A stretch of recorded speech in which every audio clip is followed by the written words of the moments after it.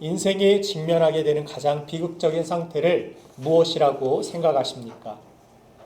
한마디로 그것은 무엇인가의 노예가 되어 인생을 살아가는 것입니다. 우리나라는 34년 11개월 17일 동안 일제강점기에서 고통을 당했습니다. 자유가 얼마나 소중하면 자유가 아니면 죽음을 달라 이렇게 이야기를 했겠습니까? 탈북 실화를 바탕으로 한 영화 48m라는 영화를 보면 죽음을 무릅쓰고 북한 양강도와 중국 창바이의 사이를 흐르는 이 압록강 최단거리 48m를 건너기 위해서 차디찬 이 압록강 물속에 몸을 맡기고 아이를 업고 자유를 찾아 국경을 건너는 과정을 생생하게 담고 있습니다. 얕은 물이 흐르는 때를 찾아서 다리를 걷고 그 차디찬 물을 건너는 사람들의 모습이 영화에 소개되고 있고, 또한 북한 군사에 잡혀서 총살을 당해 그 자리에서 즉결 처분을 당해 쓰러져 있는 사람들의 모습도 있습니다. 그렇게 지금도 누군가는 우리가 당연히 생각하는 그 자유를 자신의 목숨을 걸고 얻기 위하여서 지금도 누군가는 그렇게 자유의 소중함을 갈망하는 사람들이 있다라는 사실을 우리는 알아야 하는 것입니다. 그렇게 누군가에게 자유는 목숨보다 더 귀중한 가치인 것입니다.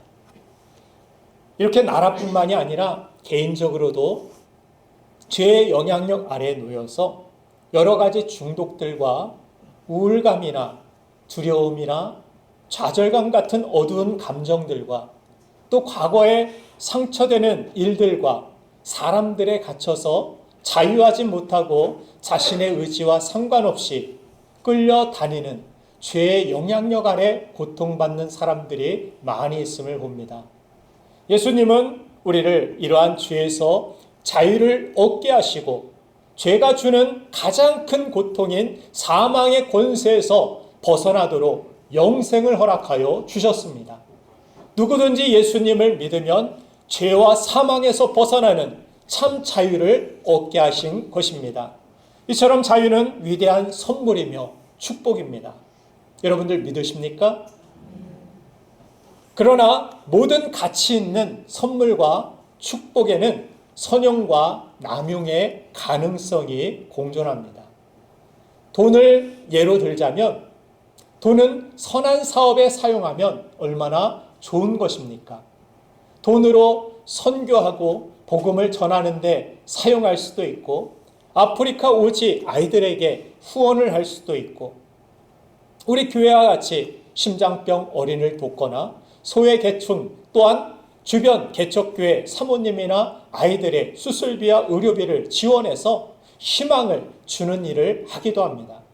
그러나 돈이 우리의 탐욕으로 남용될 때 수많은 비극들을 초래할 수 있습니다. 돈 쓰는 재미에 신앙을 잃어버리는 사람이 있기도 하고 돈 때문에 가족들과의 관계가 깨지기도 하고 서로 죽이기까지도 하며 돈 때문에 바람이 나서 가정이 깨어지기도 하는 가정도 있고 돈을 쓸 데가 없어서 약물에 취해서 인생이 망가지는 사람들을 보기도 합니다. 축복이 남용되면 썩어지는 모습을 봅니다. 그래서 성경은 이 축복이 어디로 흘러가느냐 방향이 중요하다라고 말씀합니다. 축복받은 것 가지고 내 성을 쌓기 위하여서 내 바벨탑을 세우기 위하여 이 축복이 나만을 향한다라면 그것은 나를 썩게 만들지만 하나님 주신 축복이 하나님 주신 선물들이 다른 사람을 이웃을 사랑하는데 방향이 바뀌게 될 때 그것은 나도 살리고 이웃들도 살리는 놀라운 선물, 놀라운 축복이 될 것이라고 말씀하여 주시는 것입니다. 우리 신앙의 자유도 마찬가지입니다.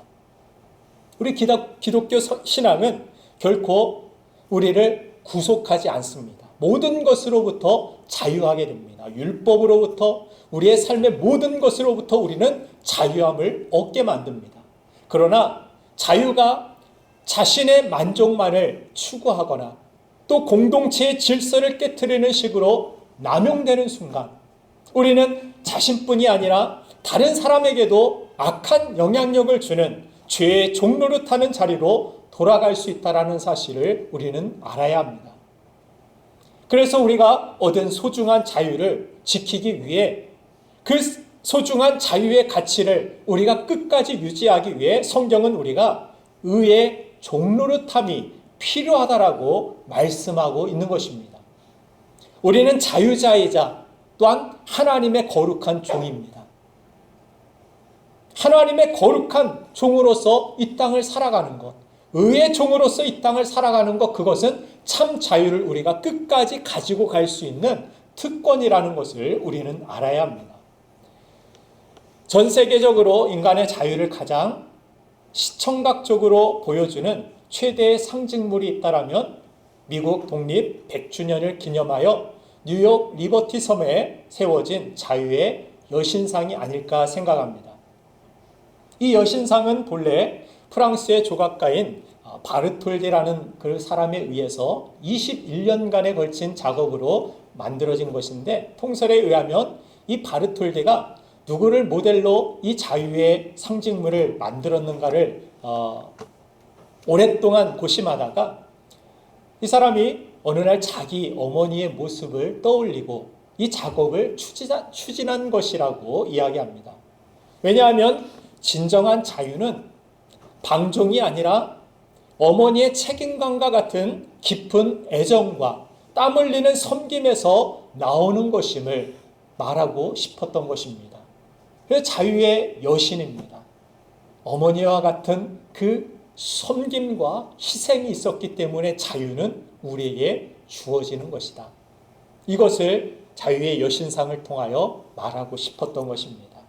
사도 바울 역시 갈라디아서 5장 1절에서 우리 그리스도인들이 예수를 믿고 얻은 자유의 소중함을 선언하고 있는 것을 볼 수 있는데, 같이 한번 읽어보겠습니다. 시작.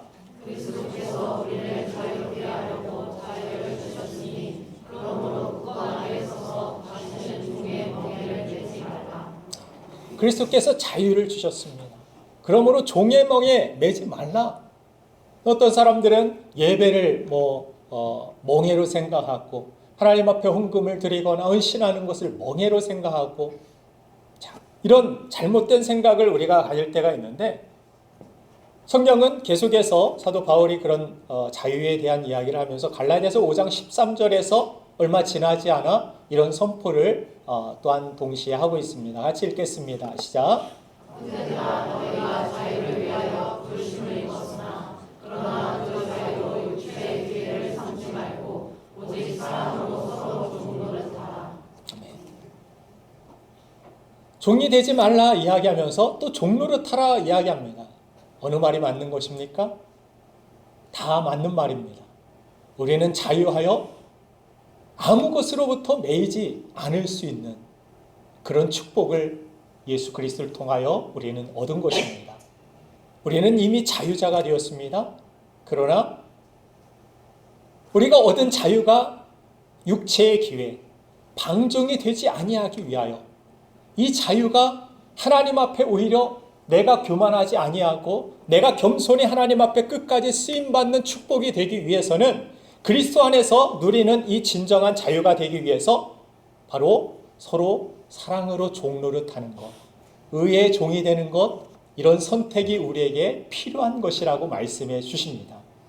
오늘 본문 고린도전서 9장 19절에서 바울은 그래서 내가 모든 사람에게서 자유롭다, 그러면서 스스로 모든 사람에게 종이 되었다, 이런 이야기를 하고 있는 것을 볼 수 있습니다.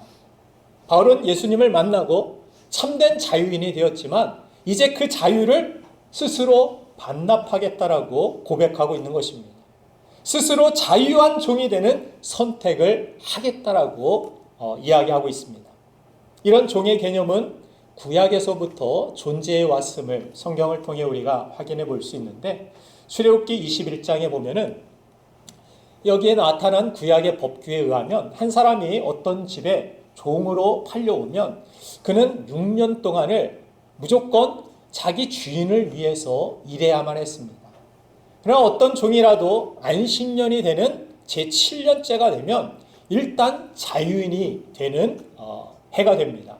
그런데 이 제7년에 어떤 종이 주인에 대한 정말 특별한 주인이 나에게 이미 베풀어준 사랑과 나를 잘 대해주고 종으로 여기지 않고 가족처럼 그렇게 챙겨둔 주인을 향하여서 스스로 자유를 포기하면 이 주인은 재판장에게 이 종되었던 사람을 함께 데리고 가서 영원한 우리 가정에, 우리 집에 종이 되었다라는 표시로 그의 귀를 뚫는 일을 하게 됩니다.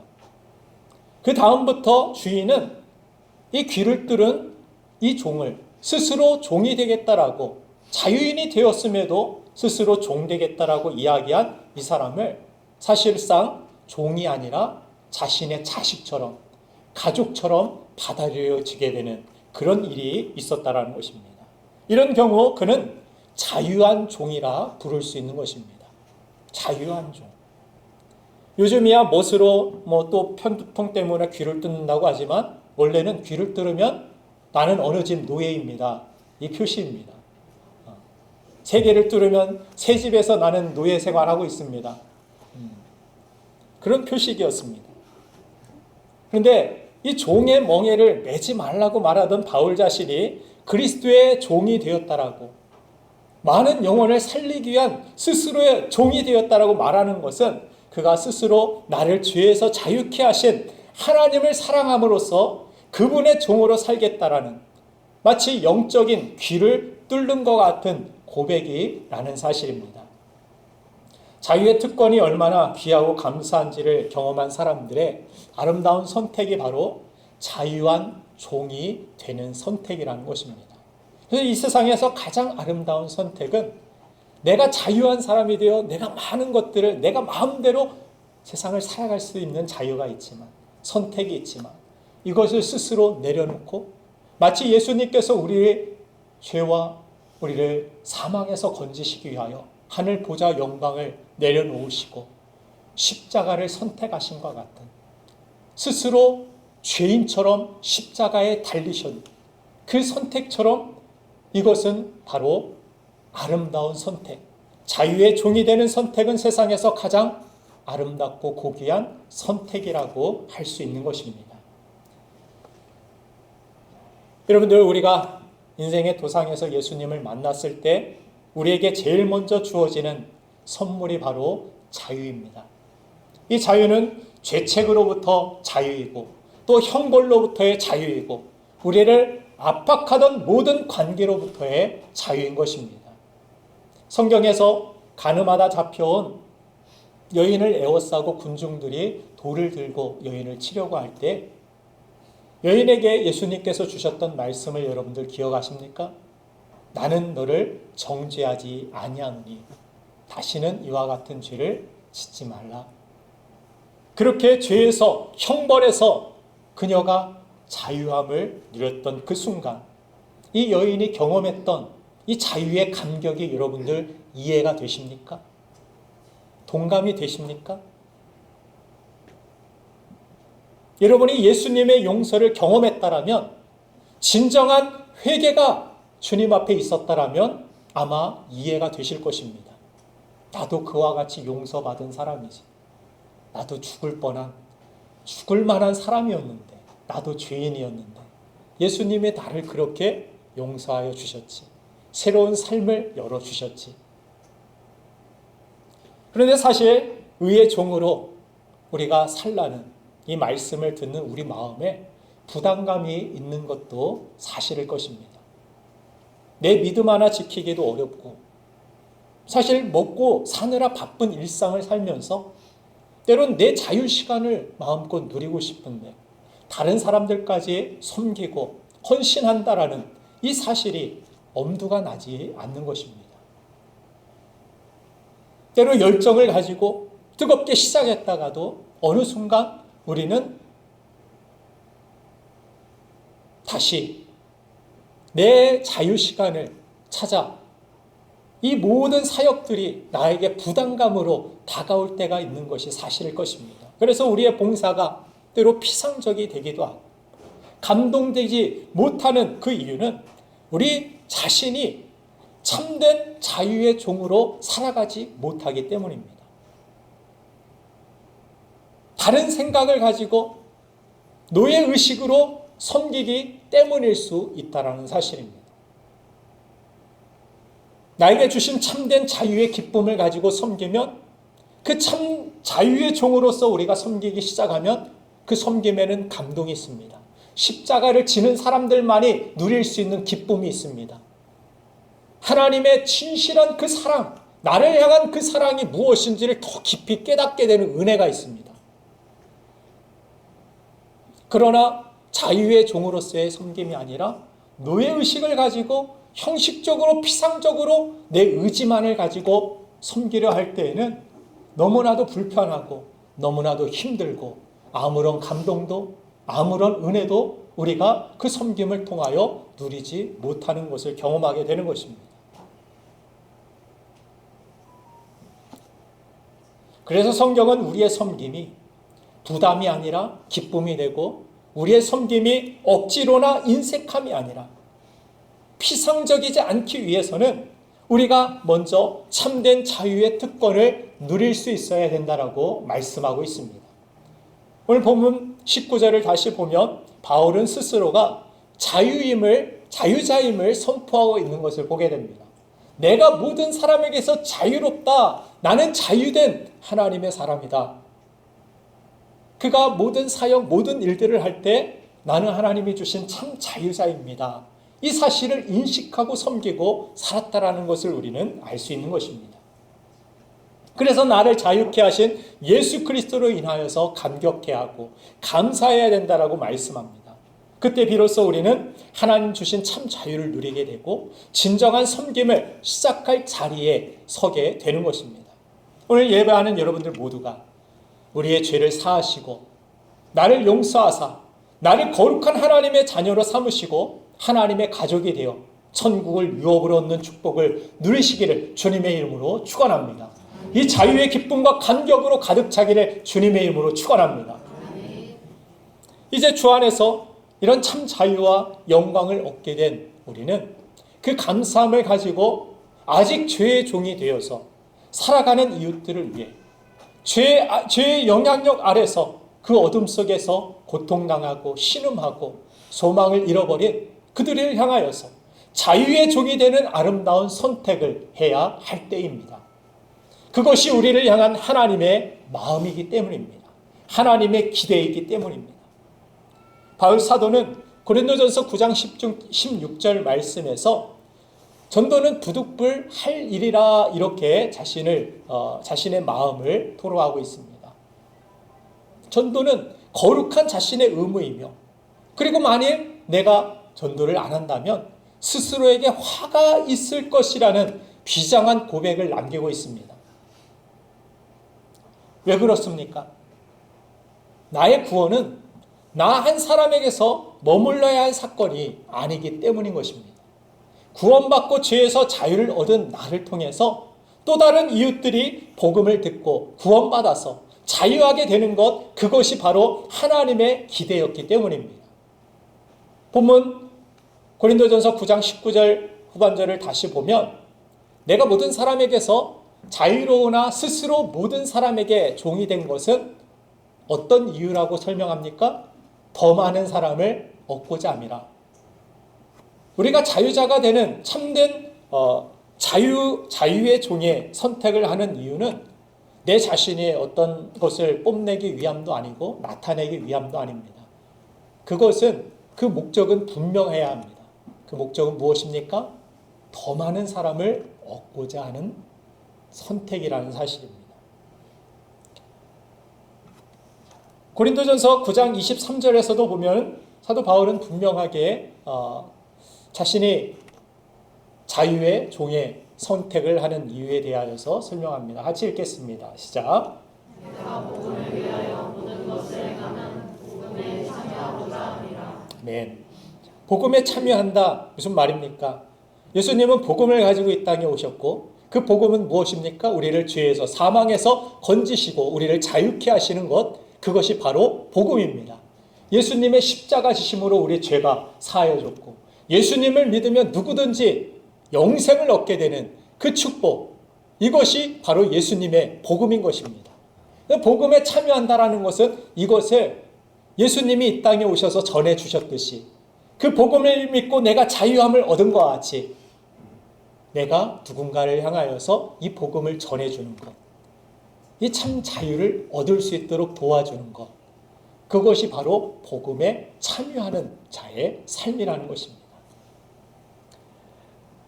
미국 남북전쟁이 끝난 후에 노예 해방선언이 있었고 얼마 안 되어서 아틀란타의 한 새를 파는 가게에 흑인 노인이 들어왔다고 합니다. 그가 새장 안에 새들을 천천히 들여다보면서 한 새장을 가르치면서 그 새의 가격을 묻습니다. 어마어마한 그런 이 가격을 가진 이 새였는데 이 흑인이 그 값을 지불하고 새장을 들고 가게 밖으로 나오게 됩니다. 그러더니 밖으로 나오자마자 새장 문을 열고 새를 꺼내 푸르는 하늘을 향하여서 새를 날려보냅니다. 새 가게 백인 주인이 이 광경을 보다가 깜짝 놀라서 밖으로 뛰쳐나와 이 새를 산 흑인 이 사람에게 묻습니다. 당신 도대체 무슨 일을 하고 있는지 아느냐고. 이게 얼마나 비싸고 가치 있는 새인지 모르느냐고. 정신이 있느냐고 이야기하자 이 흑인 노인이 그렇게 대답을 합니다. 나는 내가 무슨 일을 하고 있는지 정확히 알고 있다고. 모르는 것은 오히려 당신이라고 이야기합니다. 그러자 주인이 내가 무엇을 모르느냐고 이야기합니다. 그때 흑인 노인이 다시 이렇게 말했다고 합니다. 당신은 두 가지를 모르는데 첫째는 당신은 백인으로 자유를 잃어버리고 사는 고통이 무엇인가를 모르고 있고 둘째는 당신은 자유를 다시 찾은 감격을 모르고 있다라고 이야기합니다.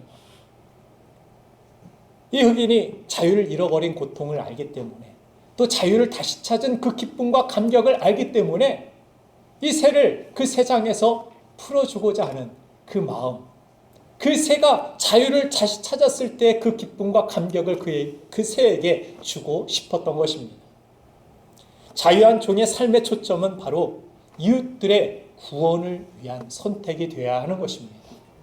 내가 정말 주님 때문에 구원받았다는 것을 믿는다라면 내게 주신 참 자유와 참 기쁨과 참 소망과 참 사랑이 되시는 예수님 만날 수 있도록 도와주는 선택, 도와주는 희생, 도와주는 섬김이 우리 삶 가운데 꼭 필요한 것입니다. 사랑하는 여러분들, 소금이 세상에 많다고 해서 다 좋은 것은 아니죠. 예수님은 우리가 세상의 소금이라고 말씀하셨는데 우리끼리 모여만 있다고 소금이 많이 쌓여 있다고 좋은 교회, 좋은 모습은 아니라는 것입니다. 소금이 갇혀진 채 나가지 못해서 염도만 짙어지는 그 바다를 우리는 사해라고 부릅니다. 죽음의 바다. 죽었다. 아무 생물도 살 수 없고 아무 생명체도 존재할 수 없는 그 바다. 소금이 쌓여있기 때문인 것입니다. 그래서 예수님은 너희는 세상의 소금이다 말씀하십니다. 교회만의 소금이 아니라 세상으로 나아가서 맛을 내야 하는, 자신이 녹아지고 자신이 섬겨지고 자유의 종, 아름다운 이 선택을 통하여서 영혼을 살리는 소금이 되라고 예수님은 우리에게 말씀하여 주신 것입니다. 사랑하는 여러분들, 맛을 잃은 소금이 되지 마시고 이웃의 구원을 위해 자신을 녹여서 세상에 스며들어 진짜 예수님의 맛을 내고 사랑의 진한 맛을 내는 교회와 성도가 되기를 주님의 이름으로 축원드립니다. 이 아름다운 선택이 우리 삶 가운데 남아 있습니다. 인생은 그래서 출생과 죽음으로 끝난다라고 사람들은 이야기하지만 그 사이에는 우리의 선택들이 있습니다. 그 선택들이 우리의 인생을 만드는 것이고 우리의 선택들로 우리의 인생이 하나님 앞에서 아름다워지는 그러한 선택들로 여러분들의 선택이 가득 차길 바랍니다. 그래서 우리의 인생들의 시간들을 놓고 봤을 때 여러분들 직장생활을 하고 나서도 직장생활 내가 뭐 했지? 내가 얻은 것은 그저 몇 푼의 돈과 그저 내 몸의 질병뿐인가? 이런 후회만 남는 직장 생활이 아니라 그 직장 생활에서도 내가 복음을 위해서 예수님과 함께 썼던 그 믿음의 역사의 시간들이 뒤를 돌아다 보면 내 직장 생활에는 그렇게 구원받은 사람이 있었지. 내가 이 세상을 살아가면서 인생을 돌아보니까 내가 예수님의 복음을 전해서 참된 자유의 종이 되는 선택을 통하여서 그 영혼을 살린 그런 아름다운 가치, 아름다운 열매가 있었지. 이것을 우리가 기억하고 우리의 인생길에서 그렇게 주님을 만나고 또한 주님을 다른 사람들에게 소개하는 그런 아름다운 선택을 할 수 있는 주의 종들 되기를 주님의 이름으로 축원드립니다. 특별히 이번에 좋은 기회가 있죠. 부활주일에, 초청주일에 오시는 분들에게는 초청하신 분과 초청되어진 분들에게 제가 스타벅스 10,000원짜리 카드를 선물로 준비할 것입니다. 그리고 꽃도 제가 특별히 서울 꽃시장에 가서 사올 거예요. 꽃도 준비할 거니까 여러분들 전달 못해서 제가 꽃을 하나를 안고 돌아가는 그런 불상사가 일어나지 않도록 꽃을 다 나눠줄 수 있는 그런 은혜가 있도록 여러분들 하나님 앞에서 기도하시고 그런 아름다운 선택을 위하여서 여러분들 내가 어떻게 할 수 있을까? 어떻게 섬길 수 있을까? 어떻게 예수님 전할 수 있고 그 사람 어떻게 예수님 만나게 할 수 있을까? 이런 아름다운 계획과 선택 위에 하나님의 축복과 은혜가 있을 줄 믿습니다. 우리 함께 이 시간 기도하기를 원합니다. 하나님 앞에